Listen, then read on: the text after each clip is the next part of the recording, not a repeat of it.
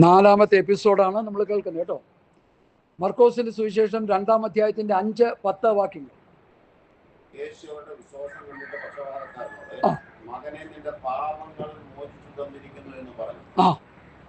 എന്നാൽ ഭൂമിയിൽ പാപങ്ങളെ മോചിപ്പാൻ മനുഷ്യപുത്രന് അധികാരമുണ്ട് എന്ന് നിങ്ങൾ അറിയേണ്ടതിന് അവൻ പക്ഷപാതക്കാരനോട് എഴുന്നേറ്റ് കിടക്കയെടുത്ത് വീട്ടിലേക്ക് പോക എന്ന് ഞാൻ നിന്നോട് പറയുന്നു എന്ന് പറഞ്ഞു. ഇവൻ എന്തിനാ കെട്ടിയെടുത്തോണ്ട് വന്ന അവിടെ?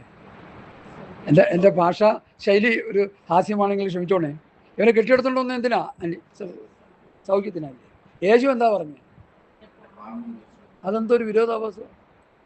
കർത്താവിന് അത്രയ്ക്ക് ബോധമില്ല. നമ്മൾ ചിന്തിക്കുന്ന ലോജിക്കലായിട്ട് ചിന്തിക്കുന്നതാ. ആ യഹൂദന്മാർ അവർ മനസ്സിൽ ചിന്തിച്ചാണ്, എൻ്റെ കർത്താവെ അവൻ പാപം മോചിക്കാനൊന്നല്ല കൊണ്ടുവന്നത്, ഇവൻ ഈ പാങ്കട കിടക്കുന്നുണ്ട്, നീ ഒന്ന് സൗഖ്യമാക്കി അവൻ എഴുന്നേറ്റ് നടന്നു. അതല്ലേ ഇന്നിപ്പോൾ ചെയ്യുന്ന ആൾക്കാർ.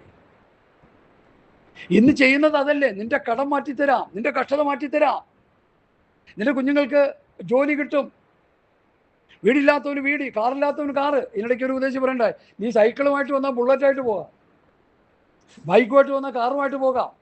അനുഗ്രഹിക്കുന്ന ദൈവം, വിടിവിക്കുന്ന ദൈവം എവിടെയായി വേദപുസ്തകത്തിലുള്ള ഒന്ന് പറഞ്ഞു തരാം. ഈ നിലയിൽ ഭൗതികമായ അനുഗ്രഹം തരുന്നൊരു ദൈവത്തെക്കുറിച്ച് ഒരു വാക്യം നമുക്ക് എടുത്തു തരാമോ? എഫേസ്യർ 1:3 എന്താ പൗലോസ് പഠിപ്പിച്ചേ? സ്വർഗത്തിലെ സകല ആത്മീയ അനുഗ്രഹത്താൽ നമ്മെ ക്രിസ്തുയേശുവിൽ അനുഗ്രഹിച്ചിരിക്കുന്ന നമ്മുടെ കർത്താവായ യേശുവിന്റെ പിതാവാം ദൈവം അവൻ നമ്മെ അനുഗ്രഹിച്ചിരിക്കുന്നത് എന്തുകൊണ്ടാ? ആത്മീയമായിട്ടാ. പുതിയ നിയമസഭയെ അനുഗ്രഹിച്ചിരിക്കുന്നത് ആത്മീയമായിട്ടാ. ഭൗതികമായിട്ടോ? ഉണ്മാൻ ഉടുപ്പാനുണ്ടെങ്കിൽ ഇല്ലെങ്കിലോ സന്തോഷിക്കുക. ഒരു സാധാരണക്കാരനായിട്ട് ജീവിച്ച് സ്വർഗത്തിൽ പോകാനാണ് താല്പര്യമെങ്കിൽ അതിന് പൊക്കൊള്ളുക. ചിലപ്പോൾ കാശുകാരനായിരിക്കുമ്പോൾ ദൈവത്തെ മറക്കാൻ സാധ്യതയുണ്ട്. ധനം വന്നു കഴിയുമ്പോൾ ദൈവത്തെ വിട്ടുകളയുന്ന ഒത്തിരി പേരില്ലേ? ഞാനൊന്ന് ചോദിക്കട്ടെ പ്രബുദ്ധരായ നിങ്ങളോട്, ഇന്ന് ആത്മീയ ഗോളത്തിൽ കാണുന്ന അനേക പ്രിയപ്പെട്ടവരെ ഞാൻ പഠിച്ചുകൊണ്ടിരിക്കുക. അവരുടെയൊക്കെ പ്രാരംഭ കാലഘട്ടങ്ങളിൽ ഐ ഹാവ് എക്സ്പീരിയൻസ് 50 years സുവിശേഷ ഗോളത്തിൽ. ഈ 50 വർഷത്തെ പരിചയം കൊണ്ട് പല ദരിദ്രന്മാരായ പാസ്റ്റർമാരും സുവിശേഷകന്മാരും വിശ്വാസികളും 3 ഗ്രൂപ്പുണ്ട്. അവർ വളരെ പാവങ്ങളായി ജീവിച്ചവരാണ്. സാധാരണ ഒരു ഓർഡിനറി മനുഷ്യനെ പോലെ ജീവിച്ചവരാണ്. അവർ വിശ്വാസികളായി ജീവിച്ച് അവർ വന്ന് പ്രാർത്ഥിച്ചു, ആരാണ്ടൊക്കെ വന്ന് അവരോട് ഉപദേശമൊക്കെ പറഞ്ഞു, അവർക്ക് അനുഗ്രഹങ്ങളൊക്കെ കിട്ടി, മക്കളൊക്കെ വിദേശത്ത് പോയി, ഭൗതികമായ നേട്ടങ്ങളൊക്കെ വന്നു. ഒരെണ്ണം ആത്മീകമായ അനുഗ്രഹം ഭാവിച്ചവരെ കാണാൻ എന്താ സംഭവിച്ചു? ഭൗതികമായ നേട്ടങ്ങൾ വന്നപ്പോൾ അവർ കർത്താവിനെ എന്ത് ചെയ്തു? മറന്നുകളഞ്ഞു. ഈ ന്യായപ്രമാണ പുസ്തകത്തിൽ മോശ മുഖാന്തരം ഇസ്രായേൽ മക്കൾക്ക് കൊടുക്കുമ്പോൾ ഒരു പ്രമാണം പറയുന്നുണ്ട്.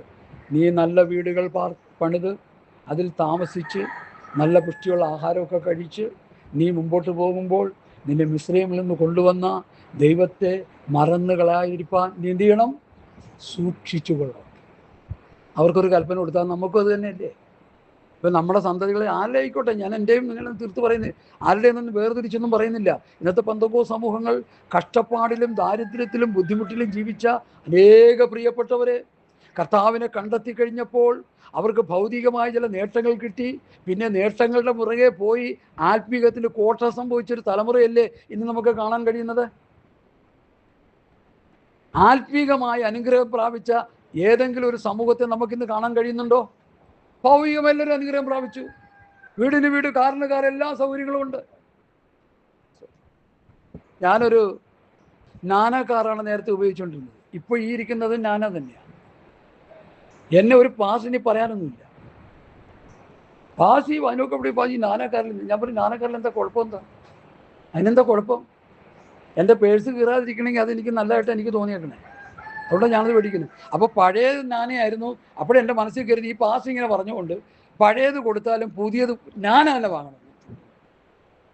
ഒരു വാശി കയറിയായിരിക്കും. കാരണം ഞാൻ എന്താ സാധാരണക്കാരൻ്റെ രത്തൻ ടാറ്റ സാധാരണക്കാർക്ക് കൊണ്ട് കാറില്ലത്. നമ്മൾ സാധാരണ മനുഷ്യരല്ലേ? അല്ല, അസാധാരണ മനുഷ്യരാരെങ്കിലും ഉണ്ടോ ഇവിടെ? ഇല്ലല്ലോ, സാധാരണക്കാരല്ലേ. ഇവിടെ സാധാരണക്കാർ. പണ്ട് നമ്മുടെ ഫ്രാൻസിസിനെ അറിയുമായിരുന്നു. അറിയും ഫ്രാൻസിനൊക്കെ. ഫ്രാൻസിസ് പറയും, കർത്താവ് എന്തിനാ ഈ മുക്കുമാരുടെ അടുക്കൽ വന്നു? സാധാരണക്കാരുടെ അടുക്കലേക്ക് വന്നു. എന്നാൽ എൻ്റെ ഗ്രീക്കേഴ്സിൻ്റെ അടുക്ക പോകാൻ പാടില്ലായിരുന്നു. യഹൂദന്മാർ ഒത്തിരി പേര് അവരൊക്കെ പിടിച്ചെടുക്കാൻ. സാധാരണക്കാരെ കർത്താവിന് വേണ്ടി നിൽക്കത്തുള്ളൂ, എല്ലാവരും ആരും നിൽക്കത്തില്ല. അവൻ്റെ ഹുങ്ക് വരുമ്പോൾ ധനം കൊണ്ടും മാനം കൊണ്ടും കസേര കൊണ്ടും വരുമ്പോൾ അവരെല്ലാം കളഞ്ഞിട്ട് പോകും. സാധാരണക്കാരൻ അവിടെ കിടന്നോളും. ഇവിടെ ഇപ്പോൾ കൊരിന്ത്യലേഖനത്തിൽ വായിച്ചങ്ങോട്ട് നാക്കെടുത്തിട്ടല്ലേ ഉള്ളൂ.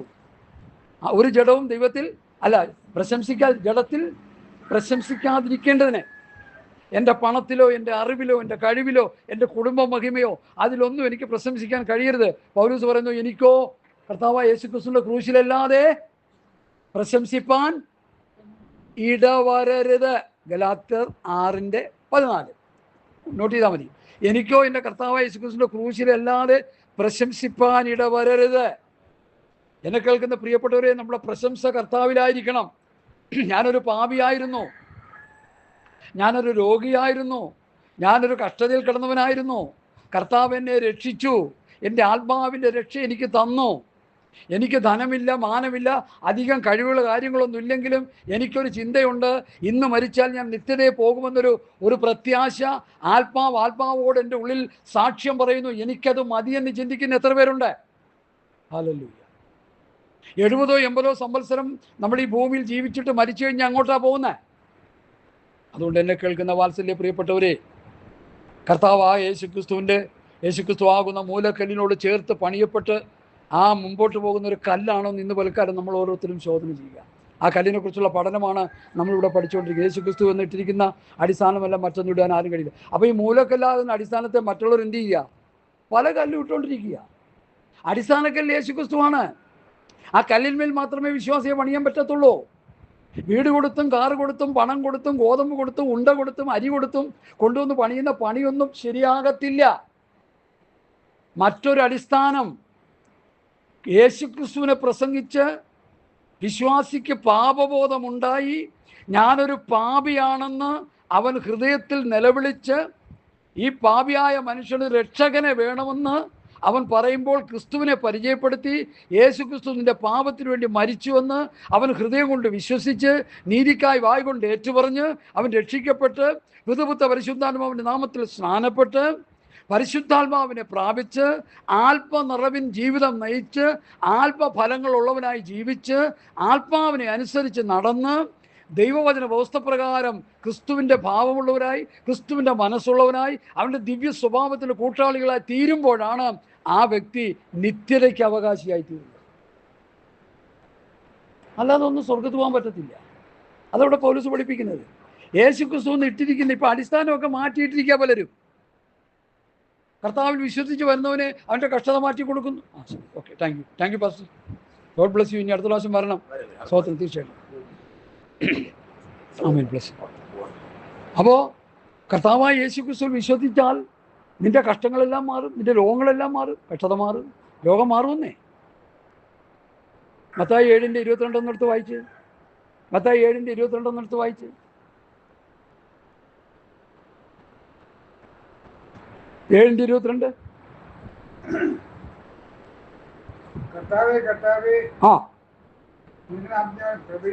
പ്രവചിക്കുകയും നിന്റെ നാമത്തിൽ ഭൂതങ്ങളെ പുറത്താക്കുകയും വളരെ വീര്യപ്രവൃത്തി, ചെറുതൊന്നുമല്ല, വളരെ വീര്യപ്രവൃത്തികൾ ചെയ്തു എന്ന് ആ നാളിൽ എന്നോട് പറയും. അന്ന് ഞാൻ അവരോട്, അയ്യോ എന്തോ ഒരു കഷ്ടമാണ്, എത്രയോ ഭൂതം പോയതാ സഹോദരിമാരെ, എത്രയോ രോഗികൾ സൗഖ്യമായതാ പ്രിയപ്പെട്ടവരെ, എത്ര അത്ഭുതങ്ങളൊക്കെ നടന്നവരാ പ്രിയപ്പെട്ടവരെ. ഇവരെല്ലാം കൂടി അവിടെ ചെന്നപ്പോൾ കർത്താവരെ ഞാൻ നിങ്ങളെന്ന് പറഞ്ഞിട്ടുണ്ട്. ഈ അറിയുന്നില്ലെന്ന് ചിലർ പ്രസംഗിച്ചുകൊണ്ടിരിക്കുക കേട്ടോ. അറിയുന്നില്ലെന്നില്ല, അറിഞ്ഞിട്ടില്ല. നിങ്ങളെക്കുറിച്ച് എനിക്ക് യാതൊരു ഗ്രാഹ്യവുമില്ല. നിങ്ങളുടെ ഈ ശുശ്രൂഷയും നിങ്ങളെയും ഞാൻ അറിഞ്ഞിട്ടില്ല. അപ്പൊ ആരായിരുന്നു ഈ പ്രവൃത്തിയൊക്കെ ചെയ്തത് എന്ന് പറഞ്ഞേ?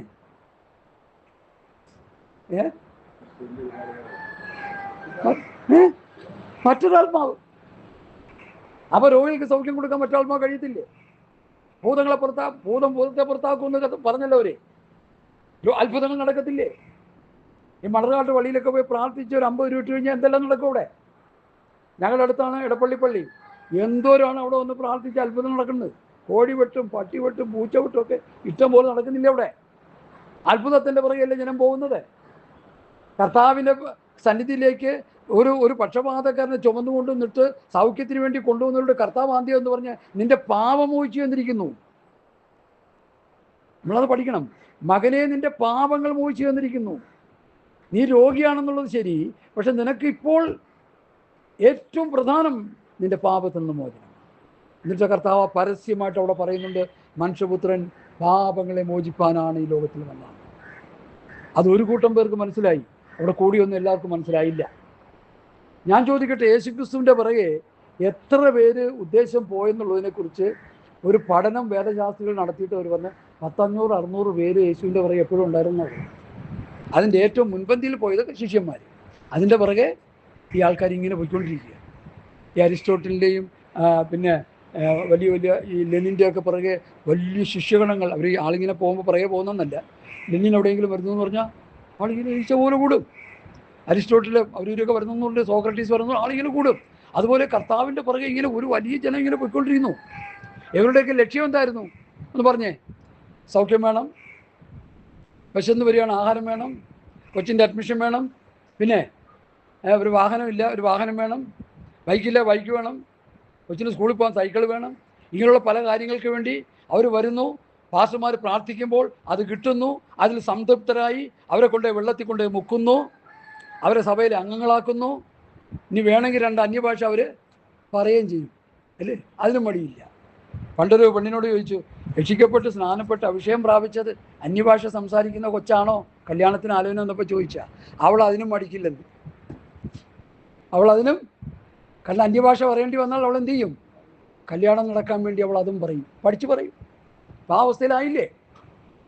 എന്നെ കേൾക്കുന്ന പ്രിയപ്പെട്ടവരെ, ഭൗതികമായ അനുഗ്രഹങ്ങളൊക്കെ നമുക്ക് കിട്ടിയാലും നമ്മളിൽ പാപം മോചിക്കപ്പെടുന്നില്ലെങ്കിൽ, കർത്താവുമായിട്ട് വ്യക്തിപരമായൊരു ബന്ധത്തിലേക്ക് ഒരു വരികോപയത്തിൽ വരുന്നില്ലെങ്കിൽ അതുകൊണ്ട് ഒരു പ്രയോജനമില്ല. അനുഗ്രഹങ്ങളൊക്കെ കിട്ടി, നന്മകളൊക്കെ കിട്ടി, ജോലിക്ക് ജോലി, കാറിന് കാറ്, വീടിന് വീട്, എല്ലാ അനുഗ്രഹങ്ങളും സമൃദ്ധിയായിട്ടുണ്ടായി. അവസാനം മരണശേഷം കർത്താവിനെ കൂടാതെ ഈ ലോകത്തുനിന്ന് മാറ്റപ്പെടുന്ന ദുരവസ്ഥ അവർക്ക് വരാനിടയായിത്തീരും. അതുകൊണ്ട് യേശുക്രിസ്തുവാകുന്ന മൂലക്കല്ലിനോട് ചേർത്ത് പണിയപ്പെടുന്ന ഒരു കല്ലായി തീരുവാൻ നമുക്ക് ഇന്ന് പൽക്കാലം നമുക്ക് കേൾപ്പിച്ചു കൊടുക്കാം. യേശുക്രിസ്തു ഇട്ടിരിക്കുന്ന അടിസ്ഥാനമല്ല മറ്റൊന്നിടുവാൻ ആർക്കും കഴിയില്ല. അടുത്ത് ആ അടിസ്ഥാനത്തിന്മേൽ ആരെങ്കിലും പൊന്ന്, വെള്ളി, വിലയേറിയ കല്ല്, മരം, പുല്ല്, വൈക്കോൽ. അപ്പോൾ എത്ര കൂട്ടം കാര്യം ഇവിടെ ഉണ്ട്? എണ്ണി നോക്കി, എത്ര എണ്ണം ഉണ്ട്? എണ്ണിക്കോ, വേദസ്ഥലുണ്ടല്ലോ അത്. എത്ര? പൊന്ന്, വെള്ളി, വിലയേറിയ കല്ല്, മരം, പുല്ല്, വൈക്കോൽ. 6 കൂട്ടം കാര്യം. അപ്പോൾ ഇതെല്ലാം വെച്ച് പണി നടക്കുമോ? ഈ വിഷയം മാത്രം ഇന്ന് പഠിക്കുന്നുള്ളൂ, ബാക്കിയൊക്കെ പിന്നെ നമുക്ക് പഠിക്കാം. ഈ 6 കൂട്ടം കാര്യങ്ങൾ വെച്ച് മൂലക്കല്ലിനോട് പണി നടക്കുമോ? നമുക്ക് ചോദിക്കാം പത്രോസിനോട്. 1 പത്രോസിൻ്റെ ലേഖനം 2-ാം അധ്യായത്തിൻ്റെ 4 വരെയുള്ള വാക്യം വായിക്കാം. വളരെ പ്രധാനപ്പെട്ട വാക്യങ്ങളാണ്, വളരെ പ്രധാനപ്പെട്ടൊരു സബ്ജക്റ്റാണ്. എല്ലാവരും നോട്ട് ചെയ്തോണം വാക്യങ്ങളൊക്കെ. അത് 7-ാമത്തെ പോയിൻ്റായിട്ട് ഞാനിവിടെ പറയുന്നുണ്ട്. 1 പത്രോസ് 2-ന്റെ 4, 5, 6, 7, 8 വാക്യങ്ങൾ വായിക്കാം. ഉറച്ച് വായിക്കണേ. 1 പത്രോസ് 1 അവിടെ തൊട്ടാ മനുഷ്യർ തള്ളിയതെങ്കിലും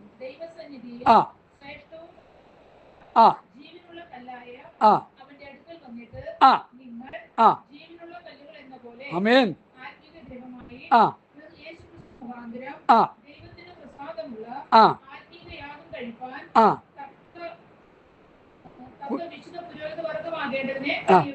പണിയപ്പെടുന്നു.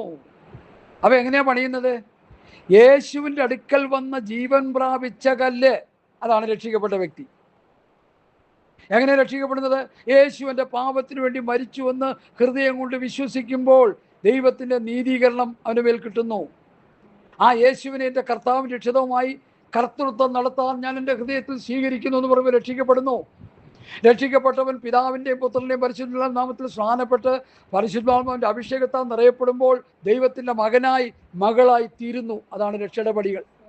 ചുരുക്കി ഞാൻ പറഞ്ഞു പോവുക, വളരെ വിസ്തരിച്ച് പറയാനുള്ള സമയം നമ്മുടെ മുമ്പിലില്ല. അപ്പം ആ കല്ലിനെ കൊണ്ടുവന്നാണ് ഈ മൂലക്കല്ലാകുന്ന യേശുക്രിസ്തുവിനോട് ചേർത്ത് പണിയപ്പെടുന്നത്. ഇനി എന്തിനാണ് പണിയുന്നത്?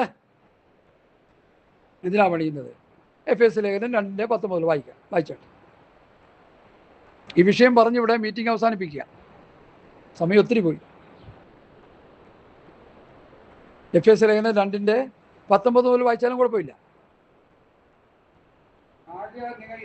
ആ, അപ്പൊ രക്ഷിക്കപ്പെട്ട് സ്നാനപ്പെട്ട് അഭിഷേകം പ്രാപിച്ചവർ ആരാ? അന്യന്മാരും പരദേശികളുമല്ല. ആ, വിശുദ്ധന്മാരുടെ സഹപൗരന്മാരും. ആഹാ, ദൈവ കുടുംബത്തിൽപ്പെട്ടാണ്. മോതിര കുടുംബത്തിൽപ്പെട്ട ആരെങ്കിലും ഇവിടെ ഉണ്ടെങ്കിൽ ഇങ്ങോട്ട് മീറ്റിങ്ങിന് വരത്ത് പോലും ഇല്ല. ഏതെങ്കിലും ഒരു MLA-യുടെ ഒരു ഭവനത്തിൽപ്പെട്ട ഒരാളാണെങ്കിൽ പറയും ഞാൻ ഇന്ന ആളുടെ ആളാണ് കേട്ടോ.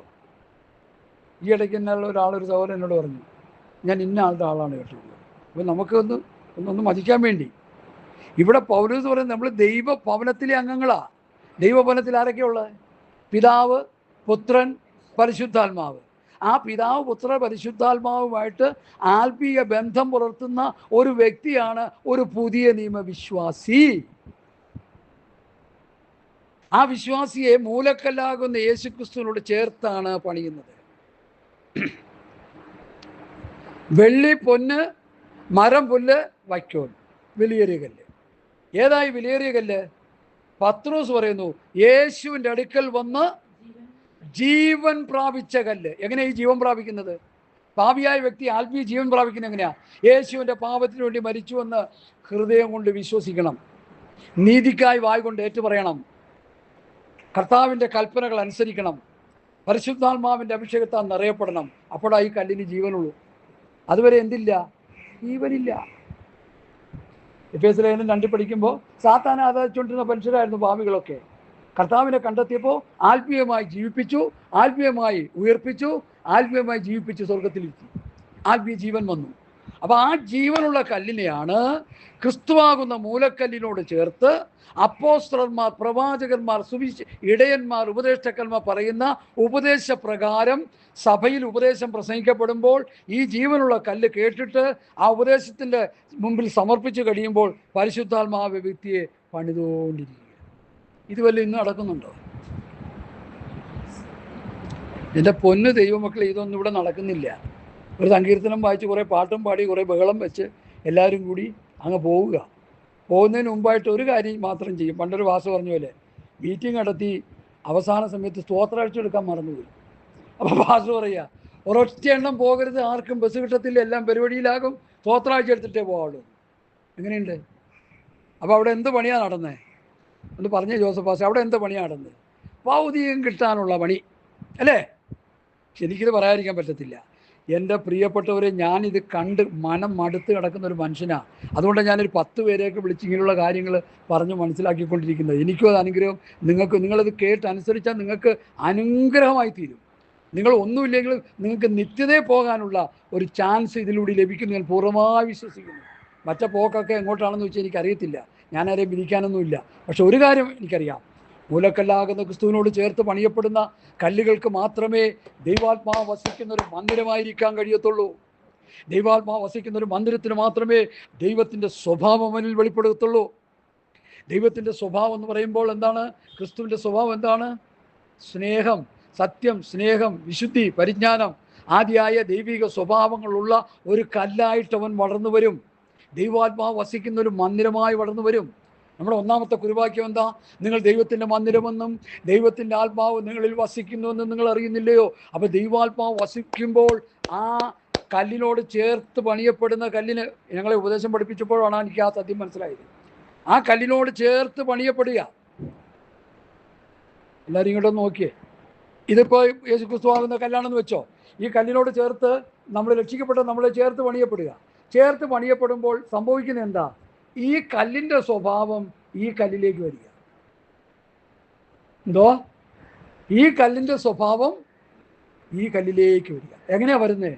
കർത്താവിനെ ആരാധിച്ച് ആത്മാവിനെ പ്രാപിച്ച് ആത്മസ്വഭാവത്തിൽ ജീവിച്ച് ദൈവകൽപ്പന അനുസരിച്ച് ജീവിച്ചു കഴിയുമ്പോൾ ദൈവ സാന്നിധ്യം വരും. ഇപ്പം നമ്മൾ പ്രാർത്ഥിക്കാനിരുന്നാൽ തന്നെ ആത്മാവിൽ നിറഞ്ഞ് പ്രാർത്ഥിക്കണം, പരിശുദ്ധാത്മാവിൽ നിറഞ്ഞുകൊണ്ട് പ്രാർത്ഥിക്കണം. ആത്മാവ് നമുക്ക് മർമ്മങ്ങളെ വെളിപ്പെടുത്തി തരും, സ്വർഗീയമായ വനത്തിൻ്റെ വെളിപ്പാടുകൾ തരും.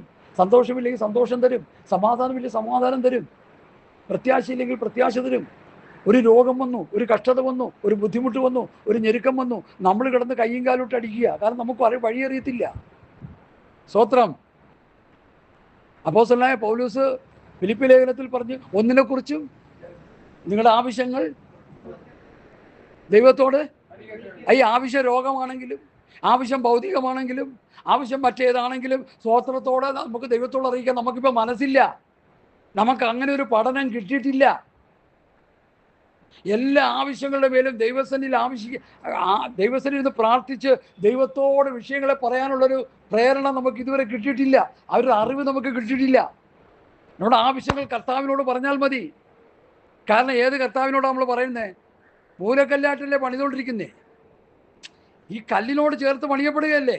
അപ്പോൾ ആ കല്ലിനോട് പറയുന്നതിന് എന്താ ഇത്ര ബുദ്ധിമുട്ട്? കർത്താവേ, എനിക്ക് ഇന്നൊരു വിഷയമുണ്ട്. കർത്താവെ, ഞാൻ ഇന്ന വിഷയത്തിൽ ഭാരപ്പെടുന്നു. കർത്താവെ, ഇന്ന വിഷയത്തിൽ ഞാൻ ഭാരപ്പെടുന്നു. ലോകത്തിലൊരു മനുഷ്യനോട് ഞാൻ പറയത്തില്ല, എൻ്റെ കർത്താവിനോട് ഞാൻ പറയാം. അതാ പൗലോസ് പറഞ്ഞത്, നിങ്ങളുടെ ആവശ്യങ്ങൾ സ്തോത്രത്തോടെ ദൈവത്തോട് അറിയിക്കത്രേ വേണം. കർത്താവ്, ഇന്ന വിഷയത്തിൽ ഞാൻ ഭാരപ്പെടുന്നു, അതിന്മേൽ എനിക്കൊരു വിഷയം, ഒരു വിടുതൽ ആവശ്യമുണ്ട്. സ്തോത്രം, സ്തോത്രം. തീർന്നു, വിഷയം തീർന്നു. കർത്താവ് ഏറ്റെടുത്ത് കഴിഞ്ഞു. ഇത് കടന്ന് തലയറിഞ്ഞ് പ്രാർത്ഥിച്ച് പ്രാർത്ഥിച്ച് പ്രാർത്ഥിച്ച് ഈ വേട്ടമല ബാബു സാർ പറയണ പോലെ സ്തോത്രം, പ്രാർത്ഥനയെക്കുറിച്ച് പുള്ളി പറയുന്നൊരു കൊട്ടേഷൻ കേട്ട് എനിക്ക് വലിയ സന്തോഷമായി. നമ്മൾ പ്രാർത്ഥിക്കാൻ തുടങ്ങുമ്പോൾ കർത്താവ് ഇറങ്ങി അങ്ങ് ഓടുമെന്നാണ് പറഞ്ഞത്. അത് കർത്താവിന് ഇത് കേട്ടോണ്ടിരിക്കാൻ പറ്റത്തില്ല. അതുപോലെയുള്ള പ്രാർത്ഥനകളാണ് പ്രാർത്ഥിച്ചു. പൗലോസ് എന്താ പറയുന്നത്? നിങ്ങളുടെ ആവശ്യങ്ങൾ സ്തോത്രത്തോടെ. കർത്താവെ, പൊങ്ങത്ത് നാളെ ക്ലാസ്സിന് പോകാനൊരു ആവശ്യമുണ്ട്, വാഹനത്തിന് ചില പ്രശ്നങ്ങളൊക്കെ ഉണ്ട്, കൊണ്ട് കൊടുത്തിരിക്കുകയാണ്. കർത്താവെ, ഇതൊന്ന് പങ്കെടുക്കണം. കർത്താവ് തക്ക സമയത്ത് വഴികളെ തുറക്കണം. സ്തോത്രം, സ്തോത്രം, സ്തോത്രം. തീർന്നു, പ്രശ്നം തീർന്നു. കർത്താവ് പരിഹരിച്ചു കഴിഞ്ഞു. ഇതിനവിടെ കിടന്ന് പ്രാർത്ഥിച്ച്, ഗ്രൂപ്പിൽ പറഞ്ഞ് പ്രാർത്ഥിച്ച്, പിന്നെ ഇപ്പോൾ ഉള്ള മീറ്റിങ്ങുകൾ ഏതൊക്കെയാണ്, സൂമിൽ പറഞ്ഞ് പ്രാർത്ഥിച്ച്, പിന്നെ അവിടെ ഒരു കൂട്ടർ പ്രാർത്ഥിച്ചു, അവിടെ വിഷയം എഴുതി കൊടുത്തു. ഞാൻ എറണാകുളത്ത് ചെന്നപ്പോൾ ഒരു വലിയ മെഗാ മീറ്റിംഗ് നടത്തുക. മീറ്റിംഗ് നടത്തിയ ആളൊക്കെ ഈ ലോകത്ത് പോയി. ഒരു വലിയ ചവപ്പട്ടി പോലെ ഒരു ബോക്സ് കൊണ്ട് വെച്ചിരിക്കുക. എന്നിട്ട് നിങ്ങളുടെ പ്രാർത്ഥനാ വിഷയങ്ങൾ ഇതിൽ കൊണ്ടുവന്ന് എഴുതിയിടാം. ഒരു വലിയ ദൂരമുണ്ട്. എല്ലാവരും പ്രാർത്ഥനാ വിഷയങ്ങൾ എഴുതിയിട്ടു. ഇട്ടിട്ടിട്ട് സംഭവം അങ്ങ് നിറഞ്ഞു കഴിഞ്ഞപ്പോൾ പാസ്റ്റർമാരെല്ലാം ഒരു നിരയായിട്ട് ഇങ്ങനെ നിൽക്കുക. ഞങ്ങളെ പേരും പ്രസ്ഥാനമൊന്നും പറഞ്ഞ് ഞാൻ നാണം കെടുത്താൻ ശ്രമിക്കുന്നില്ല. എന്നിട്ട് പറഞ്ഞു, എല്ലാവരും കൈ ഈ ബോക്സിൻ്റെ നേരെ നീട്ടാൻ പറഞ്ഞു. എല്ലാവരും കൈ ബോക്സിൻ്റെ നേരെ എല്ലാവരും നീട്ടി. പാസ്റ്റർമാരെല്ലാം നീട്ടി. ഭയങ്കര എല്ലാവരും പ്രാർത്ഥിക്കാൻ പറഞ്ഞു. കർത്താവ് എന്താ പറഞ്ഞു? പൗലോസ് എന്താ പറഞ്ഞു? നിങ്ങളുടെ ആവശ്യങ്ങൾ സ്തോത്രം. കർത്താവ് എന്താ പറഞ്ഞു? നിങ്ങൾ അറയിൽ കയറി അല്ലേ, വാതിലടച്ച് സ്വർഗസ്വനായ ദൈവത്തോട്. നമ്മളിപ്പോൾ എന്താ ചെയ്യുന്നത്? കർത്താവ് പറഞ്ഞതും ശിഷ്യന്മാർ പറഞ്ഞതൊന്നും നമുക്ക് വേണ്ട, വല്ലവരുമൊക്കെ പറയണത് നമുക്ക് ഭേദമാക്കി. അതാ കുഴഞ്ഞു കിടക്കുന്നത്. കർത്താവ് പറഞ്ഞ് ശ്രമിക്കുക, കർത്താവ് പറഞ്ഞത് അനുസരിക്കുക. പ്രാർത്ഥിക്കാൻ പോകാൻ നേരത്ത് ദേവാലയത്തിൽ പോകുമ്പോൾ കർത്താവ് എന്താ പറഞ്ഞു? നിനക്ക് ആരോടും എന്തെങ്കിലും ഉണ്ടെങ്കിൽ എന്ത് ചെയ്യണം? യാഗവസ്തു അവിടെ വെച്ചിട്ട്, അത് യഹൂദനോട് പറഞ്ഞെങ്കിലും അതിൻ്റെ ആശയം നമ്മൾ എടുക്കുക. വെച്ചിട്ട് എന്ത് ചെയ്യണം? ആദ്യം ചെന്ന് അവനോട്, നമുക്കിപ്പോൾ അവന് മനസ്സില്ല. നമ്മൾ പറയണത് എന്താ? പുള്ളി എന്നോട് മിണ്ടട്ടെ, ഞാൻ പുള്ളിയോട് മിണ്ടാണ്. ഞാനൊരു സഹോദരനോട് ഇച്ചിരി വഴക്കുണ്ട്. അപ്പോൾ ഈ അച്ചായനോട് വിളിച്ച് പറഞ്ഞു, പാസ്റ്റർ ആ പുള്ളിയോട് പോയി നേരെ പ്രാപിക്കാൻ പറ്റില്ല, ഇവിടെ ഇരിപ്പുണ്ട് ആൾ. ഞാൻ ഇച്ചിരി കട്ടിയായിട്ട് ഇടപെട്ടുള്ളൂ. കാരണം അതുപോലെ ഗൗരവ ഒരു വിഷയം പുള്ളി തെറ്റിച്ചുകൊണ്ട് ഞാൻ പറഞ്ഞത്. പക്ഷെ പറഞ്ഞത് പുള്ളിക്ക് ഫീലിംഗ് ആയി. അപ്പോൾ അച്ചായനോട് പറഞ്ഞു, പാസ്റ്ററെ പുള്ളിയോട് നിർപ്രാപിക്കും, പുള്ളിക്ക് വിഷമമുള്ളൂ. ഞാൻ പറഞ്ഞേക്കാമെന്ന് പറഞ്ഞു. എനിക്ക് എൻ്റെ കുഴപ്പം. ഞാൻ വീട്ടിൽ ചെന്ന് പറഞ്ഞു, 2 പ്രാവശ്യം ചെന്നു. സൗര, ഞാൻ പറഞ്ഞ വിഷയം ഗൗരവമുള്ള വിഷയമായിട്ട് നിങ്ങൾക്ക് താക്കി തന്നു, പക്ഷേ നിങ്ങൾക്ക് അതൊരു പ്രയാസമായി, നിങ്ങളത് പലരോടും പറഞ്ഞു. ദൈവനാമത്തിൽ നിങ്ങളോട് ക്ഷമിക്കാൻ. ക്ഷമയാനം ചെയ്യാൻ എന്താ കുഴപ്പം? യൂട്യൂബ് പ്രാസംഗികനാണെന്ന് വെച്ച് ക്ഷമയാനം ചോദിക്കേണ്ടെന്നുണ്ടോ? അതാണ് നമുക്ക് പറ്റിയ കുഴപ്പം. യൂട്യൂബ് പ്രസംഗിക്കുന്ന പാസ്റ്റർമാർ, വലിയ ഇൻ്റർനാഷണൽ പാസ്റ്റർമാർ, അവർക്ക് തെറ്റ് വരത്തില്ല, അവർക്ക് കുറ്റങ്ങൾ പറയത്തില്ല. അവർ പറയുന്ന മുഴുവൻ വേദവാക്യം. ഇവിടെയാണ് നമ്മൾ തെറ്റിക്കിടക്കുന്നത്. ഈ കർത്താവായ യേശുക്രിസ്തുവിൻ്റെ പത്യവചനവും ഭക്തിക്കൊത്ത് ഉപദേശവും അത് വ്യവസ്ഥ പ്രകാരം ആര് പറയുന്നില്ലയോ അത് തെറ്റ് തന്നെയാണ്. ഞാൻ ആ വിഷയത്തിലേക്ക് പോകുന്നില്ല. വിഷയത്തിലേക്ക് വന്ന് കൺക്ലൂഷൻ ചെയ്യാൻ താല്പര്യപ്പെടുക. അപ്പോൾ മൂലക്കല്ലാകുന്ന യേശുക്രിസ്തുവിനോട് ചേർത്ത് ഏത് കല്ലിനാ പണിയുന്നത്? ഏത് കല്ലിനാ പണിയുന്നത്? പത്രോസിലേക്ക് പോകണം. അപ്പോഴും അവൻ്റെ അടുക്കൽ വന്ന് ജീവൻ പ്രാപിച്ച ഈ കല്ലെങ്ങനെ ജീവൻ പ്രാപിക്കുന്നത്? യേശുക്രിസ്തു എൻ്റെ പാപത്തിന് വേണ്ടി മരിച്ചുവെന്ന് ഹൃദയം കൊണ്ട് വിശ്വസിച്ച് വായ് കൊണ്ട് ഏറ്റുപറഞ്ഞ് കർത്താവിൻ്റെ കൽപ്പനകൾ അനുസരിച്ച് ആത്മാവിൻ്റെ നിറവ് പ്രാപിച്ചു കഴിയുമ്പോഴാണ് ഈ കല്ല് മൂലക്കല്ല് ജീവനുള്ള കല്ലായി തീർന്നത്. മൂലക്കല്ലോട് ചേർത്ത് പണിയപ്പെടുന്നത്. ഈ മൂലക്കല്ലോട് ചേർത്ത് പണിയപ്പെടുമ്പോൾ ഓരോ ദിവസവും കർത്താവിനെ ആരാധിച്ചും പ്രാർത്ഥിച്ചും ഉപദേശം കേട്ടും ഈ കല്ല് പോകുമ്പോൾ ഈ കല്ലിനുണ്ടാകുന്ന പ്രത്യേകത, ഈ ക്രിസ്തുവിൻ്റെ സ്വഭാവം ഈ കല്ലിലേക്ക് വരിക. കുറേശ്ശെ ക്രിസ്തുവിൻ്റെ ഭാവം, ക്രിസ്തുവിൻ്റെ മനസ്സ്, അവൻ്റെ ദിവ്യ സ്വഭാവത്തിന് കൂട്ടാളികളായി ഈ കല്ല് തീരുക. കാരണം ഈ കല്ലുമായിട്ടുള്ള ബന്ധത്തിൽ ജീവിക്കുക, കർത്താവുമായിട്ടുള്ള ബന്ധത്തിൽ ജീവിക്കുക. യേശു കർത്താവ് ഇപ്പം ഞങ്ങൾക്ക് കൂട്ടായ്മ പിതാവിനോടും അവൻ്റെ പുത്രനോടുമാകുന്നു, നിങ്ങൾക്കും കൂട്ടായ്മ അവനോടായിരിക്കണമെന്ന യോഹന്നാൻ അപ്പോസ്തലൻ 1 യോഹന്നാൻ്റെ ലേഖനം 1-ാം അധ്യായത്തിൻ്റെ 1, 2, 3, 4, 5 വാക്യങ്ങളിൽ പറയും. എടുത്ത് വായിക്കാൻ സമയമില്ല, നിങ്ങൾ കുറിച്ചിട്ട് വേണമെങ്കിൽ വായിച്ചോ. അപ്പം നമ്മൾ കൂട്ടായ്മ കർത്താവിനോടായിരിക്കണം. എന്താ കാര്യം? കർത്താവുമായിട്ടാണ് നമുക്ക് ബന്ധം. മൂലക്കല്ലായ ക്രിസ്തുവിനോടാണ് ചേർത്ത് നമ്മളെ പണിതിരിക്കുന്നുവെന്ന് വചനം പറഞ്ഞിരിക്കുന്നത്. അതുകൊണ്ട് ആ മൂലക്കല്ലിനോട് ചേർന്നിരുന്നോണം, അകലം വിട്ടു പോകരുത്. കർത്താവിനെ പിടിച്ചു കഴിഞ്ഞപ്പോൾ പത്രോസ് എന്ത് ചെയ്തു? അകലം വിട്ടുപോയി. അങ്ങനെയല്ലേ എഴുതിയേക്കുന്ന പുസ്തകത്തിൽ? അകലം വിട്ടുപോയി. അതുകൊണ്ട് എന്താ സംഭവിച്ചു? പറഞ്ഞോ? ഒക്കെ ഉള്ളിലുണ്ട്, അതറിയാം. പറഞ്ഞോ? തള്ളി പറയേണ്ടി വന്നു. 3 പ്രാവശ്യം തള്ളി പറഞ്ഞു, പ്രാകാൻ തുടങ്ങി. പിന്നെ അവനൊരു ഗുണം, ഇന്നത്തെ വിശ്വാസികൾക്ക് പലർക്കും ഇല്ലാത്തൊരു ഗുണം പുള്ളിക്കുള്ളത്, തെറ്റ് തിരുത്താൻ തയ്യാറായിരുന്നു. ഞാൻ യേശുക്രിസ്തുവിനെ, കർത്താവിനെ, ഗുരുവിനെ തള്ളി പറഞ്ഞപ്പോൾ പുറത്തു പോയി പൊട്ടിക്കരഞ്ഞു. കരഞ്ഞു കഴിഞ്ഞപ്പോൾ കർത്താവ് എന്ത് ചെയ്തു? അവൻ്റെ കുറവുകളെ ക്ഷമിക്കാനിടയായി. എന്നെ കേൾക്കുന്ന പ്രിയപ്പെട്ടവരെ, തെറ്റുകൾ വരാം, കുറവുകൾ വരാം, ബലഹീനതകൾ വരാം. അത് കർത്താവിനോട് ഏറ്റു പറഞ്ഞാൽ കർത്താവ് ക്ഷമിച്ച് നമ്മളെ ശുദ്ധീകരിച്ച് വിശ്വസ്തനും നീതിമാനുമായിട്ട് പിന്നെയും കർത്താവ് കാണാൻ കർത്താവിന് മനസ്സുണ്ട്. അങ്ങനെ ഒരു മനസ്സിലുള്ള കർത്താവിനെയാണ് നമ്മൾ സേവിക്കുന്നത്. അപ്പോൾ യേശുവിൻ്റെ അടുക്കൽ വന്ന് ജീവൻ പ്രാപിച്ച കല്ലുകളെ മാത്രമേ മൂലക്കല്ലാകുന്ന കർത്താവിനോട് ചേർത്ത് പണിയാൻ പറ്റത്തുള്ളൂ. ആ മൂലക്കല്ലാവിനോട് ചേർത്ത് പണിയപ്പെട്ട കല്ലുകൾക്ക് മാത്രമേ എന്തുണ്ടാവുള്ളൂ? ക്രിസ്തുവിൻ്റെ സ്വഭാവം ഉണ്ടാകത്തുള്ളൂ. ഇത് പല വിശ്വാസികളും പറയുന്നത് കേൾക്കാം. ഞങ്ങളുടെ കൂട്ടത്തിലൊരു ഓട്ടോറിക്ഷ ഓടിക്കുന്നൊരു സഹോദരൻ ഉണ്ടായിരുന്നു. പുള്ളി സംസാരിക്കാൻ നേരത്ത് ഓട്ടോറിക്ഷക്കാരുടെ ഭാഷ പറയും, വളരെ മോശമായ ഭാഷ. അപ്പോൾ ഞാൻ പറഞ്ഞു, ബ്രദറെ, ഈ ഭാഷ ഇത് എവിടെ നിന്ന് കിട്ടി? അല്ല, ഞാൻ ഈ വണ്ടിക്കാരോട് അതിവിടെ വേണ്ട, വണ്ടിക്കാരോട് സംസാരിക്കുന്ന ഭാഷ ഞങ്ങളോട് പറയരുത്, അത് മോശമാണ്, അത് തിരുത്തണമെന്ന് പറഞ്ഞു. കാരണം വണ്ടിക്കാരുമായിട്ട് ഇടപഴകി കഴിയുമ്പോൾ വണ്ടിക്കാരുടെ ഭാഷയാണ് പറയുന്നത്. കർത്താവുമായിട്ടുള്ള ബന്ധത്തിൽ പോകുന്നവർ കർത്താവിൻ്റെ ഭാഷ. പത്രോസ് 3 പ്രാവശ്യം തള്ളി പറഞ്ഞു, 3 പ്രാവശ്യം കരഞ്ഞ് നിലവിളിച്ച് കർത്താവിൻ്റെ അടുത്ത് നിരപ്പ് പ്രാപിച്ചു. ഈ പത്രോസ് ശുശ്രൂഷകനാകുന്നതിന് മുമ്പ് തന്നെ 3 ജോലിക്കാരുടെ മുമ്പിൽ പത്രോസ് പറയുന്ന ആവശ്യമുണ്ടല്ലേ? 3 പ്രാവശ്യം പറയുന്നു, നീ അവനോട് കൂടിയുള്ളവൻ. ഞാൻ അറിയുന്നില്ല. നീ അവനോട് കൂടിയുള്ളവൻ. നിങ്ങൾ പറയുന്നത് എനിക്ക് മനസ്സിലാകുന്നില്ല. നീ അവനോട് കൂടിയവൻ തന്നെ. പ്രാകാൻ പിടിക്കാനും തുടങ്ങി. അവസാനം ആ വേലക്കാരി പറയുന്നൊരു വാക്കുണ്ടല്ലോ, ഒന്ന് പറഞ്ഞ്. നിന്റെ വാക്കും, ഇതൊക്കെ നമ്മൾ ശരിക്കും മനപ്പാടമാക്കി, നിന്റെ വാക്കും ഉച്ചാരണവും വെളിവാക്കുന്നു നീ അവനോടുകൂടെയുള്ളവൻ. കരങ്ങളെടുത്ത് കൈത്തറ മഹത്വം കൊടുത്തത്. Praise the Lord, hallelujah. 3.5 വർഷം നടന്നപ്പോൾ പത്രോസ് ആരായി മാറി? കർത്താവിൻ്റെ ഭാഷാശൈലിയിലേക്ക് വന്നു. കർത്താവിനോട് കൂടെ ഉള്ളവനാണെന്ന് ലോകം സാക്ഷ്യം പറഞ്ഞു. കർത്താവിനെ തള്ളിപ്പറഞ്ഞവനെ പോലും കർത്താവിൻ്റെ കൂടെ നടന്നവനാണെന്ന് സാക്ഷി. കാരണം 3.5 വർഷം കൊണ്ട് എൻ്റെ വാക്കുകൾക്ക് വ്യത്യാസം വന്നു. ഞാൻ എപ്പോഴും പറയുന്ന ഭാഗമാണ്, അത് എപ്പോഴും പറഞ്ഞാലും ദോഷമില്ലെന്നാണ് ചിന്തിക്കുന്നത്. യൂത ചെന്ന് കാണിച്ചു കൊടുക്കാൻ നേരത്തെ എന്താ പറഞ്ഞ? ഞാൻ ആരെ ചുംബിക്കുന്നുവോ അവനെ പിടിച്ചോണം, അവനാണ് മശിഹ. എന്താ കാര്യം? 12, 1, 13 ഒരുപോലെ ഇരിക്കുക. ഇപ്പൊ 12 12 നിലയില്ല. സ്വഭാവം വേറെ, വേഷം വേറെ, ഭാഷ വേറെ, രീതി വേറെ, എല്ലാം വേറെ, വേറെ. ഇങ്ങനെ ദൈവമക്കളെ പൗലൂസ് പറയുന്നുണ്ട് കൊരിന്ത്യരോട്, നമ്മൾ ഒന്ന് തന്നെ സംസാരിക്കണം, ഒരേ ഉപദേശം, ഒരേ ഐക്യത. എഫേസ്യ ലേഖനം 4-ാം അധ്യായം 1 മുതൽ വായിച്ചേ, പെട്ടെന്ന് വായിച്ചേ, നമ്മൾ സമയം മുമ്പിൽ തീർന്നു. എഫേസ്യർ 4:1 മുതൽ. ആമേൻ, സ്വത്രം. ദീർഘക്ഷമയോടും കൂടെ നടക്കുകയും സ്നേഹത്തിൽ അന്യോന്യം പൊറുക്കുകയും ആത്മാവിന്റെ ഐക്യത സമാധാന ബന്ധത്തിൽ കാപ്പാൻ ശ്രമിക്കുകയും ചെയ്യും. ആമേൻ. അടുത്ത വായിച്ചോ. നിങ്ങളെ വിളിച്ചപ്പോൾ ഏക പ്രത്യാശ, നിങ്ങളെ വിളിച്ചതുപോലെ ശരീരം ഒന്ന്, ആത്മാവ് ഒന്ന്, കർത്താവ് ഒരുവൻ, വിശ്വാസം ഒന്ന്, സ്നാനം ഒന്ന്.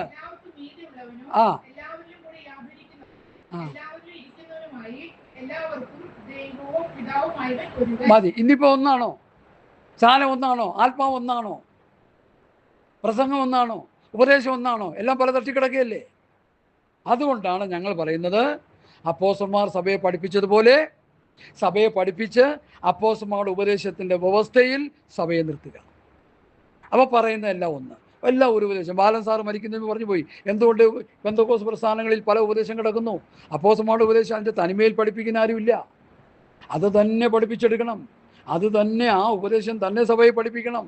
റോമാ സഭയെ പഠിപ്പിച്ചതുപോലെ, കൊരിന്ത് സഭയെ പഠിപ്പിച്ചതുപോലെ, ഗലാത്യ സഭയെ പഠിപ്പിച്ചതുപോലെ, എഫേസ്യ സഭയെ പഠിപ്പിച്ചതുപോലെ, ഫിലിപ്പി സഭയെ പഠിപ്പിച്ചതുപോലെ, കൊലോസ്യ സഭയെ പഠിപ്പിച്ചതുപോലെ, തെസ്സലോനിക്ക സഭയെ പഠിപ്പിച്ചതുപോലെ, അപ്പോസ്തലന്മാർ പഠിപ്പിച്ചതുപോലെ ഇന്നുള്ള സഭകൾ ഉപദേശം വിശ്വാസികളെ പഠിപ്പിച്ചാൽ ഉപദേശം ഒന്നായിരിക്കും, ആത്മാവ് ഒന്നായിരിക്കും, സ്നാനം ഒന്നായിരിക്കും, ലക്ഷ്യം ഒന്നായിരിക്കും.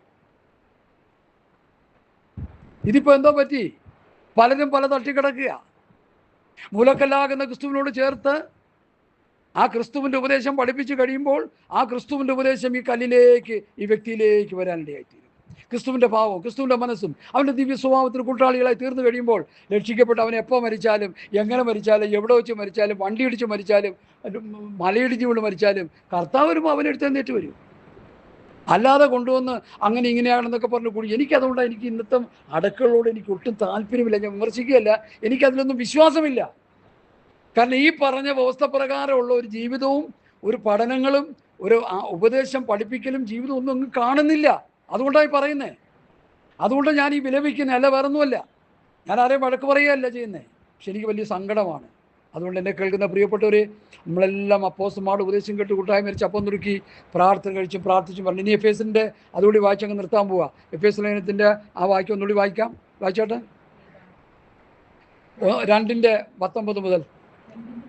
നമ്മൾ അവരുടെ ഭവനക്കാരാണെന്നുള്ളതിൻ്റെ വിഷയം തൊട്ട്. ആമേൻ.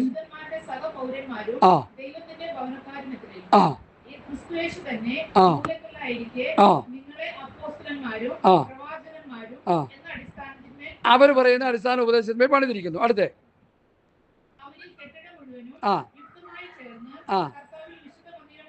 അപ്പൊ അങ്ങനെയുള്ള വ്യക്തികളെല്ലാം ചേർന്ന് വിശുദ്ധ മന്ദിരമായി ദൈവസഭയായി വളർന്നു വരുന്നു. ദൈവാത്മാവ് വസിക്കുന്ന ഒരു മന്ദിരമായ ഒരു സഭയായി വളർന്നു വരുന്നു. അടുത്തേ, അവനിൽ നിങ്ങളെയും ദൈവത്തിന്റെ നിവാസമാകേണ്ടത്. അപ്പൊ പരിശുദ്ധാത്മാവാണ് പണിത് വരുന്നത്. ഉപദേശം പറയാനാണ് പൗലോസും പത്രോസും ഞങ്ങളൊക്കെ ശുശ്രൂഷകന്മാരെ. പണിയുന്ന പരിശുദ്ധാത്മാവാ, കല്ല് മൂലക്കല്ല. യേശുവിൻ്റെ അടുക്കൽ വന്ന് പാപമോചനം പ്രാപിക്കണം പണി നടക്കണമെങ്കിൽ. അല്ല കഷ്ടത മാറ്റാനും കണ്ണീര് തുടയ്ക്കാനുമുള്ള ഉപദേശമല്ല.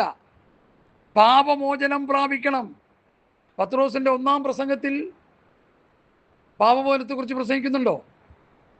എടുത്ത് വായിക്കാം. പത്രോസിൻ്റെ 1-ാം പ്രസംഗം എടുത്താട്ടെ. അതെ, 2-ാം അധ്യായം. പ്രവൃത്തി പുസ്തകം 2-ാം അധ്യായം. പ്രവൃത്തി പുസ്തകം 2-ാം അധ്യായം. ഇത് ഞാൻ ഇടപെടല്ലാതെ പ്രസംഗിച്ചുകൊണ്ടിരിക്കുന്ന ഒരു വിഷയമാണ്. ഇത് കേട്ടിട്ട് അവർ ഹൃദയത്തിൽ കുത്തുകൊണ്ടു. പരിശുദ്ധാത്മാവിൻ്റെ ഇടപെടലുണ്ടായി, ഹൃദയത്തിൽ കുത്തുകൊണ്ടു.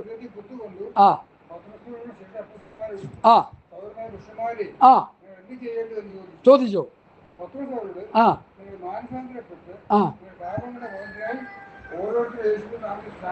റിപ്പന്റന്റ് ആൻഡ് ബാപ്റ്റിസം, മാനസാന്തരപ്പെട്ട് പാപമോചനത്തിന് സ്നാനം എടുക്കാനാണ് പറഞ്ഞത്. മാനസാന്തരപ്പെടാൻ പറഞ്ഞു. ഇപ്പൊ മാനസാന്തരപ്പെടാൻ പറയുന്ന ഉപദേശം എവിടെയുള്ളത്? ചുമ്മാ കൊണ്ട് പ്രസംഗിച്ചേക്കുക. പാപങ്ങളെ വിട്ട് മാനസാന്തരപ്പെടുക. പ്രവൃത്തി 3:19 വായിച്ചാട്ടെ. പടപടയെന്ന് വായിച്ചാട്ടെ. ഈ വാക്യം വായിച്ചങ്ങ് നിർത്തുക. നിങ്ങളുടെ പാപങ്ങൾ അപ്പോസ്തലന്മാരുടെ പ്രസംഗം പാപമോചനം, പാപങ്ങൾ മാഞ്ഞു കിട്ടണം. മൂലക്കല്ലിനോട് ചേർത്ത് പണിയപ്പെടുന്ന കല്ലുകൾക്ക് പാപമോചനം ഉണ്ടാകണം, പാപങ്ങൾ മാഞ്ഞു കിട്ടണം. അടുത്ത 5:31. പ്രവൃത്തി 5:31. അത് മതി. 5:31. 5:31. 5:31. പ്രവൃത്തി.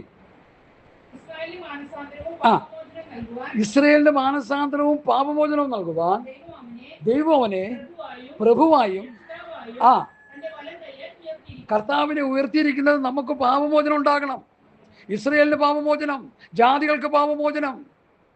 ആദാമ്യ പാപനിമിത്തം സകല മനുഷ്യരും നിത്യമായ നരകാഗ്നിയിലേക്ക് പോകുന്നത് കൊണ്ട് അവർക്ക് പാപമോചനത്തിലൂടെ മാത്രമേ അവരെ രക്ഷിച്ചെടുക്കാൻ പറ്റത്തുള്ളൂ. ദൈവത്തിന് പാപം ചെയ്യുന്ന ദേഹി മരിക്കുമെന്ന വചനം പറയുന്നേ. കഷ്ടത മാറ്റാനും കടം മാറ്റാനും കണ്ണീര് തുടയ്ക്കാനും ഭൗതിക അനുഗ്രഹങ്ങൾ വാരിക്കോരി കൊടുക്കാനും പ്രസംഗങ്ങൾ ഇഷ്ടംപോലെ നടക്കുന്നുണ്ട്. പാപമോചനത്തെക്കുറിച്ചുള്ള പ്രസംഗം, അപ്പോസ്തലന്മാർ പ്രസംഗിച്ചതുപോലുള്ള പ്രസംഗങ്ങൾ ഇന്ന് അസ്തമിച്ചു പോയി. ഹല്ലേലൂയ. പ്രവൃത്തി 26:13 വായിച്ചാട്ടെ. Hallelujah, hallelujah.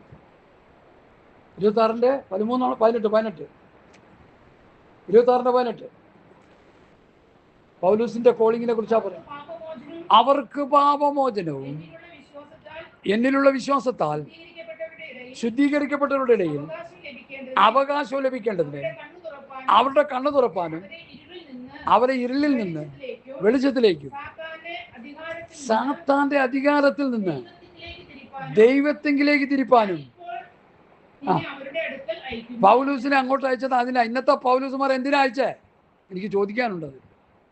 ഇന്നത്തെ പൗലൂസുമാരും ഇന്നത്തെ പത്രോസുമാരും ലോക ജാതികളുടെ ഇടയിൽ അമേരിക്കയിലും ലണ്ടനിൽ പോയി എന്നാ അവർ പ്രസംഗിക്കുന്നേ? കഷ്ടത മാറ്റുന്നു, കടം മാറ്റുന്നു, രോഗം മാറ്റുന്നു. ആ വാക്യം എന്താ പറയുന്നേ? ഒന്നുകൂടി വായിച്ചു സിസ്റ്റർ, നിർത്തി. അവർക്ക് പാപമോചനം. ഏതൊരു മനുഷ്യനും പാപമോചനം ഉണ്ടാകണം. കർത്താവിലുള്ള വിശ്വാസം ഉണ്ടാകണം. അവകാശം ലഭിക്കണം. നമ്മുടെ അവകാശം എന്താ? പത്രോസിന്റെ ഭാഷയെ പറഞ്ഞ ക്ഷയം, പാട്ടം, മാലിന്യമില്ലാത്ത നല്ലൊരു അവകാശം. അടുത്ത് വായിച്ചാട്ടെ.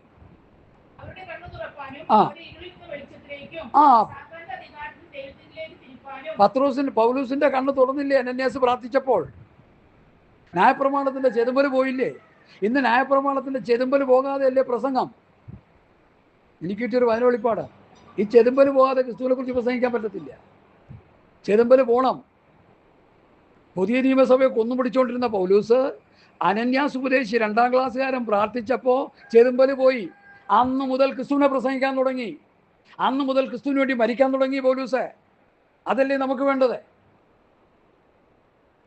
കോതമ്പ് പണി നിലത്ത് വീണ് ചാകുന്നില്ലെങ്കിൽ തനിയായിരിക്കും, ചത്തുവെങ്കിൽ വളരെ വിളവുണ്ടാകും. യേശു ക്രിസ്തുവിന് വേണ്ടി രക്തസാക്ഷിയായ പൗലോസ്, പത്രോസ്, യോഹന്നാൻ, യാക്കോബ്, സ്തെഫാനോസ് ആയവർ മരിച്ചത് കൊണ്ടല്ലേ നമ്മൾ ഈ പുസ്തകം നമ്മൾ പിടിക്കുന്നത് കയ്യിലേ. അതുകൊണ്ടല്ലേ ഈ വിശ്വാസം നമുക്ക് കിട്ടിയത്.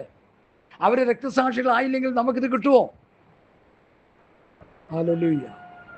അതുകൊണ്ട് എന്നെ കേൾക്കുന്ന പ്രിയപ്പെട്ടവരെ, മൂലക്കല്ലാകുന്ന യേശു ക്രിസ്തുവിനോട് ചേർത്ത് നമ്മെ പണിയുന്നതിൻ്റെ പ്രധാന കാരണം നമുക്ക് ആദ്യം പാപമോചനം ഉണ്ടാകണം. പാപമോചനം അപ്പോസ്തലന്മാരുടെ പ്രസംഗത്തിൻ്റെ പ്രസക്ത ഭാഗമായിരുന്നു. ഇന്നത്തെ അപ്പോസ്തലന്മാർ ആ വിഷയമേ പ്രസംഗിക്കുന്നില്ല. അവർക്ക് 10 ചക്രം കിട്ടാനുള്ള പ്രസംഗങ്ങളാണ് അവർ പ്രസംഗിച്ചുകൊണ്ടിരിക്കുന്നത്. ജനത്തിനത് കിട്ടുന്നുമുണ്ട്, അനുഗ്രഹങ്ങളെല്ലാം കിട്ടുന്നുമുണ്ട്. അവർ നിത്യമായ നാശത്തിലേക്ക് പതിച്ചുകൊണ്ടിരിക്കുകയാണ് ഞാൻ പ്രസംഗിച്ചുകൊണ്ടിരിക്കുക. അതുകൊണ്ട് പാപമോചനം പ്രാപിച്ച് മൂലക്കല്ലാകുന്ന യേശു ക്രിസ്തുവിനോട് ചേർത്ത് പണിത് ക്രിസ്തുവിൻ്റെ ഭാവമുള്ളവരായി, ക്രിസ്തുവിൻ്റെ മനസ്സുള്ളവരായി, അവൻ്റെ ദിവ്യ സ്വഭാവത്തിൻ്റെ കൂട്ടാളികളായി ദൈവത്തിൻ്റെ ഭവനത്തിലെ ഒരംഗമായി നമ്മൾ തീർന്നു കഴിയുമ്പോഴാണ് കർത്താവിൻ്റെ വരവിൽ നമുക്ക് പോകാൻ പറ്റുന്നത്. അല്ലാത്ത പഠനങ്ങളും അല്ലാത്ത ഉപദേശങ്ങളൊന്നും നമ്മളെ നിത്യതയിൽ കൊണ്ടെത്തിക്കുവാൻ പര്യാപ്തമല്ലെന്ന് ഈ സാധുവാകുന്ന ഞാൻ 25 വർഷം ഒരു പെന്തക്കോസ്തനായിരുന്നിട്ട് എനിക്ക് മനസ്സിലാക്കാൻ കഴിഞ്ഞില്ല. അത് കഴിഞ്ഞപ്പോൾ ഞാനത് മനസ്സിലാക്കി. അന്നു മുതൽ ഞാനിത് ശക്തിയോടെ പറഞ്ഞുകൊണ്ടിരിക്കുക. പ്രാരംഭകാലങ്ങളിൽ ചെറിയ തോതിൽ പ്രസംഗിച്ച് ഇപ്പോൾ ശക്തിയോടെ പ്രസംഗിക്കുന്നത് മൂലക്കല്ലാകുന്ന യേശു ക്രിസ്തുവിനോട് ചേർത്ത് പണിയപ്പെടുന്ന ഒരു കല്ലുകൾ മാത്രമേ നിത്യതയിൽ അവകാശം പ്രാപിക്കാൻ പറ്റത്തുള്ളൂ. ക്രിസ്തുവിൻ്റെ ഭാവവും ക്രിസ്തുവിൻ്റെ മനസ്സും അവൻ്റെ ദിവ്യ സ്വഭാവവും ഈ കല്ലിന് വരണം. അതിനാണ് ഉപദേശം പഠിപ്പിക്കുന്നത്. അതാണ് അപ്പോസ്തലന്മാർ ചെയ്തത്. അത് തന്നെ നമ്മളും ചെയ്യണം. വചനങ്ങളാൽ കർത്താവ് നമ്മെ അനുഗ്രഹിക്കട്ടെ. ആമേൻ, ആമേൻ, ആമേൻ, ആമേൻ. നമുക്കൊരു സ്തോത്രം ചെയ്യുന്നുള്ള എല്ലാവർക്കും ഒന്ന് സ്തോത്രം ചെയ്യാം. സ്തോത്രം, സ്തോത്രം, സ്തോത്രം. കേട്ട ഉപദേശത്തെ ദൈവങ്ങൾ ഏൽപ്പിച്ചൊന്ന് സ്തോത്രം ചെയ്താട്ടെ. കർത്താവേ സ്തോത്രം, സ്തോത്രം, സ്തോത്രം, സ്തോത്രം, സ്തോത്രം, സ്തോത്രം. Praise the Lord. Hallelujah, hallelujah, hallelujah, hallelujah.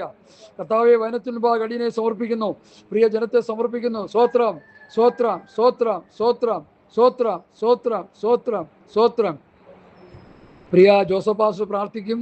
പ്രിയ സേവരച്ചൻ ആശീർവാദവും പറയും. പ്രാർത്ഥിക്കാം. കർത്താവേ സ്തോത്രം, സ്തോത്രം, സ്തോത്രം, സ്തോത്രം, സ്തോത്രം. ഹല്ലേലൂയ. കർത്താവേ സ്തോത്രം. Hallelujah. Ujabarashana, Gudalabadala Bashidi, Jibalabadala Gushabana, Sandara Chikalabadana, Jibalabada, Deregashana, Hadula Badilika. Hallelujah.